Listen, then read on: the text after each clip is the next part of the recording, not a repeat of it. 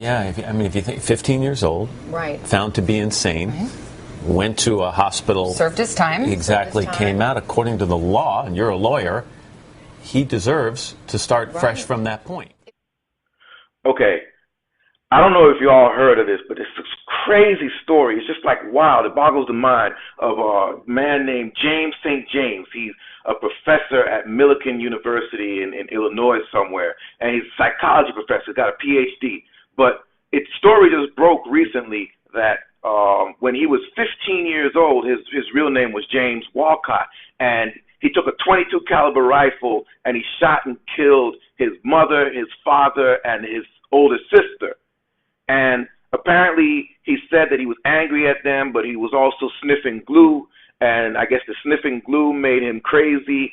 And he was tried as an adult, but he was let off for temporary insanity, and he served a few years in a mental institution. After that, he was deemed not insane anymore. He was deemed sane again, and he went on, had a productive life. He got a PhD, and he ended up being a professor of psychology at this institution, Millikan University. Now, it's just an amazing story, that he was able to go from where he was, and he was able to arrive to where he is now. And I started to think about it.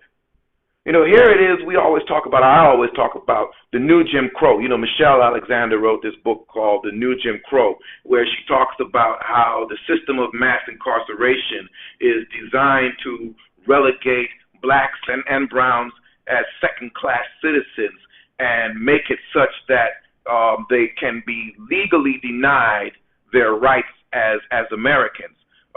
And so what rights are denied? If you've been convicted of a felony, you are no longer eligible for federal financial aid, or in many cases state aid as well. You are no longer eligible for federal housing.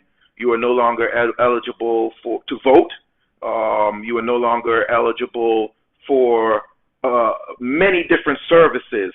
And it puts you in a position you're no longer able to get a job, because you always have to check if you're a felon. And 9 times out of 10, you check you're a felon, you can't get a job, or if you can only get a job that'll provide a subsistence living for you, not able to really make ends meet. And so it leaves you in this position that Michelle Alexander says that leaves one in a state where they can never really become part of mainstream society. And so what do they resort to? If you can't get a job, you can't get housing, you can't get aid to go to school, pretty much you're relegated, you're condemned to a life of crime.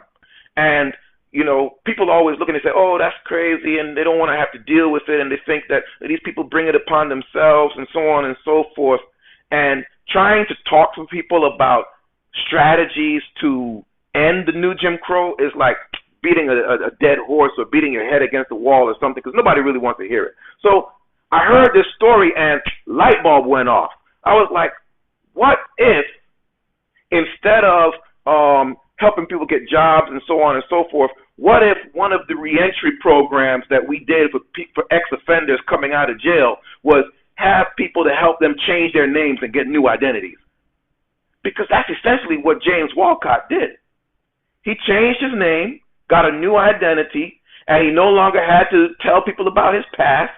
He no longer had to declare himself to be an ex-offender or not even offender, but formerly institutionalized in a mental facility. He didn't have to declare anything about his past. He was able to go on and live a normal life, and he was able to redeem himself. I mean, the university itself said that they support him. Millikan University supports him because they were saying that given the traumatic experiences of his past, it is remarkable that he was able to reinvent himself in this way. But 9 times out of 10, people coming out of jail don't have this opportunity to reinvent themselves, don't have this opportunity to redeem themselves. So the James St. James story just gave me a whole new way of looking at how do we help ex-offenders reintegrate into society. Let's just change their names. Let's get a law clinic. Let's get a bunch of lawyers. Let's get people to donate their services at these reentry fairs to walk people through the process of changing their names, getting a new social security card, getting a new identity, and then just starting fresh, having a new life, might work. What do you think? Let's break bread. Peace. JahBread.com is home to the online ministry of Father Jah Bread. Journey with us through the wilderness to God's promised land. Subscribe now to Jah Bread TV and receive all of his videos.